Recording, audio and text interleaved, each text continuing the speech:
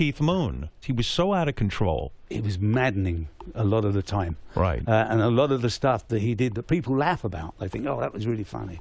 Yeah. When you were there at the time, some of it wasn't funny at all. Right, because when you're in a session and you're trying to get something done. But he was such a wonderful, he was such an enormous character.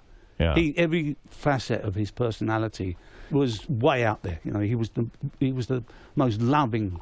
He could be the most hurtful, the most spiteful, the most caring.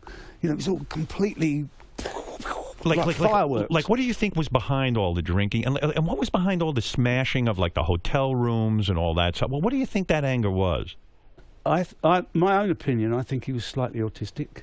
Yeah. And they didn't know how to diagnose that stuff back then. And he obviously had an addictive personality. Right. I've never known anyone take the amount of booze, drugs that Mooney did. You know, remember Black Bombers and all that stuff in the 60s.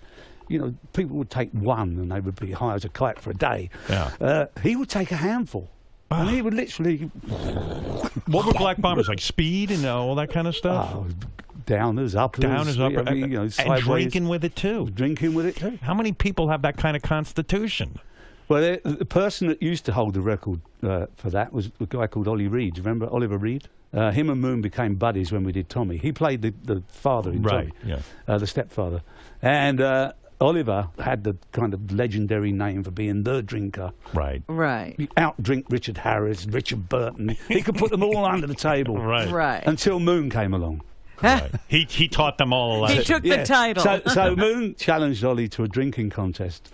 And Oliver Reed used to live in this great big monastery, converted monastery in Surrey. And he had a pub at the end of the drive. Right. Very useful. Can you imagine?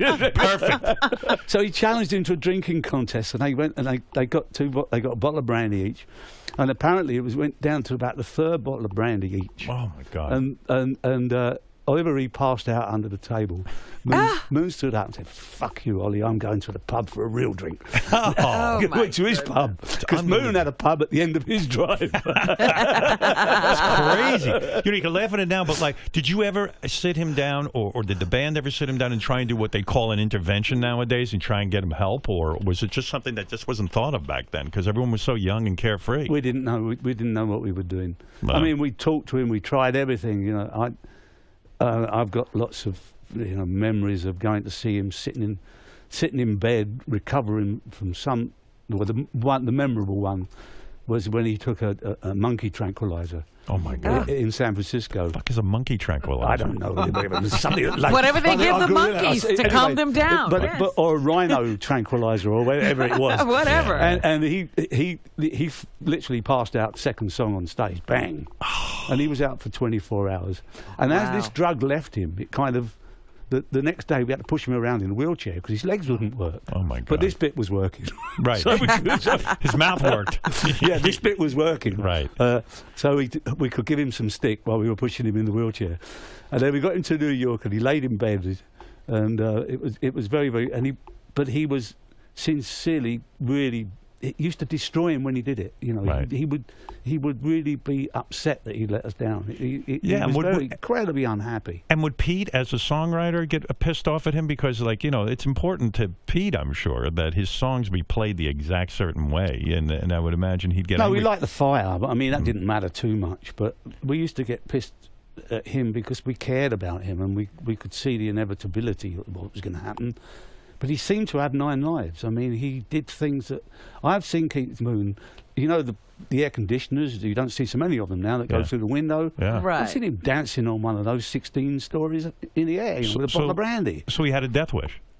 No, he was just fearless. He was one of those kind of people just had no fear of anything. Do you understand that at all? I mean, that is crazy. It's nuts. I mean, when the first days of airport security, when the Palestinian thing was going on in the 70s, and they brought, very early airport security, Moon, they used to have a kind of curtain thing that you went in and they pat you down. Pat you down, yeah. Yeah, well, Moon, huge queues built up to go into these things. Moon just stripped naked in the airport. I mean, down to his underpants before he got there, and before he went in front of the whole airport, off came the underpants. He just didn't care.